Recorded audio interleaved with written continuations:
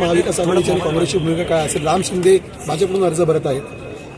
शुभेच्छा आमच्या. तुम्ही अर्ज करताय का? आपल्या राज्यातली परंपरा राहिली आहे. या पदावर सत्ता पक्षाचाच जवळपास हे असतो वरचष्मा, आणि त्याच्यामुळे महाराष्ट्रामध्ये विधानसभा अध्यक्ष असेल की विधान परिषदेचे सभापती असतील, याची बिनविरोध निवडीची एक परंपरा राहिलेली आहे आणि ती परंपरा आम्ही पूर्ण करतो आहे. पण मधात झालेली एक खंडित परंपरा जी आहे ही विरोधकांचं विधानसभा उपाध्यक्ष हा असावा, ही मधल्या काळात जी परंपरा खंडित झालेली आहे ती खंडित परंपरा पुन्हा महाराष्ट्रामध्ये सुरू व्हावी अशी भूमिका मुख्यमंत्र्यांच्या समोर आम्ही मांडलेली आणि त्यांनी आम्हाला सकारात्मक उत्तर दिलेलं आहे.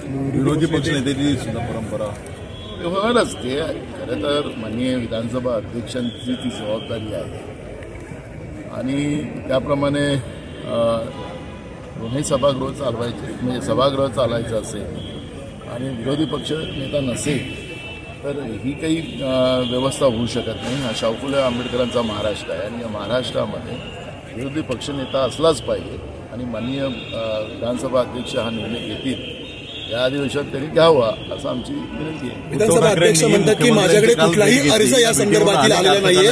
अर्ज देणार आहे का महाविकास आघाडी? या संदर्भात अर्ज नाही आला विरोधी पक्ष नसतो बाबा, कुठला असा फॉर्म नसतो. काल अध्यक्षांनी काल काही प्रेसला सांगितलं, ऐकत होतो, त्यांनी प्रतिक्रिया दिली की काल उद्धवजी जे भेटले ते विधानसभेच्या विरोधी पक्ष नेत्यांसाठी भेटले असं त्यांनी सांगितलं. नाही, असं नाही. ते म्हणतात की अशी कुठलीही चर्चा झाली नाही. अद्याप माझ्याकडे प्रस्ताव आलेला नाहीये. प्रस्तावाला मी नक्की विचार करेन. तुम्ही प्रस्ताव देणार मला तो काल माझं उद्धवजीशी बोलणं झालं नाही. उद्धवजी आलमट्टी धरणाची डॅमची उंची वाढवण्याचा निर्णय सरकारने घेतला मला त्याची पूर्ण माहिती नाही. काल मुख्यमंत्री आणि उद्धव ठाकरे यांची भेट झाली. राजकीय अर्थ काय काढतात की चर्चा सुरू झाल्या कालपासून. मुख्यमंत्र्याला मी पण भेटतो, तर याचा अर्थ त्याला राजकीय चर्चा होऊ शकत नाही. विधानमंडळातल्या कामकाजामध्ये मुख्यमंत्र्यांना भेटणं याला राजकीय चर्चेचं उत्थान होऊ शकत नाही. महाराष्ट्रामध्ये खूप सारे प्रश्न आहेत. परभणी बीड सारखे प्रश्न तर आज राज्यामध्ये तो घडतच आहे.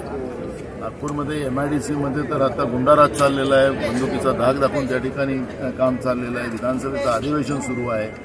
हे सगळे प्रश्न आपल्या इथं आहे. शेतकऱ्यांच्या आत्महत्या मोठ्या प्रमाणात आहे, बेरोजगारांचे प्रश्न आहे, महागाई आहे. हे सगळे प्रश्न महत्त्वाचे आहे. पण हे राजकीय उत्थान हा जो आहे हा मला वाटतं की हा कासिफ आहे आणि कासिफ कमी आहे आणि जनतेचे प्रश्न जास्त असावेत असं मला वाटतं. हिंदू देवस्थानं सरकार नियंत्रणात आहेत, तशी इतर जात आणि धर्माची देवस्थानं सुद्धा सरकार नियंत्रणात यावी असा विचार